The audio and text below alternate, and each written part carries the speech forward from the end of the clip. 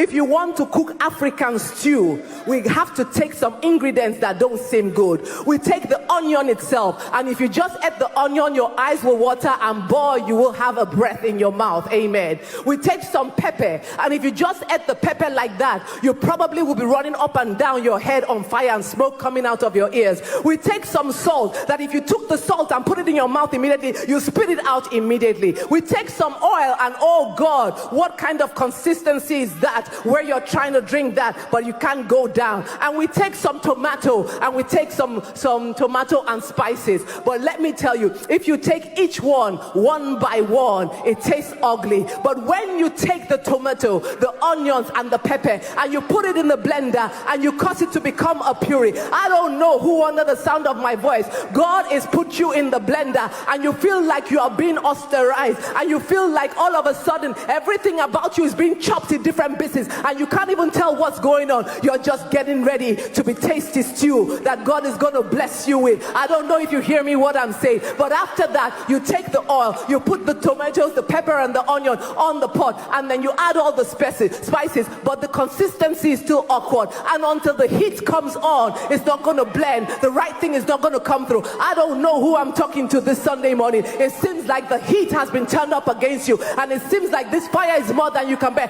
I just came to tell you, it's a working together of everything. God's manipulative power is at work in your life. God is causing there to be a blending, is causing there to be a bonding, causing there to be a joining. By the time you are done, as they say, obetodum, it will be tasty food. I don't know who this is for, but your life is going to be a tasty one. Your life is going to be an example to others, and your life is going to be the desire of many others. God is doing something in your life. It doesn't look like it right now. You don't feel like it right now, because fire it doesn't feel good, because being caught in different places doesn't feel good. But by the time God is done, you ain't going to even recognize what happened to you. You are going to be so grateful. You say, God, can we go a second round? Can you do some more in my life? Can you work some things together for good? Because God has the manipulative power.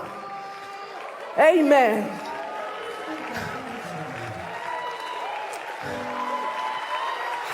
Well, if you're going to give him some praise, give him some praise for being the one that the driver's seat in your life, for understanding that even though the enemy may come at you, the enemy is on God's payroll. God is the one in control. God is the one in charge.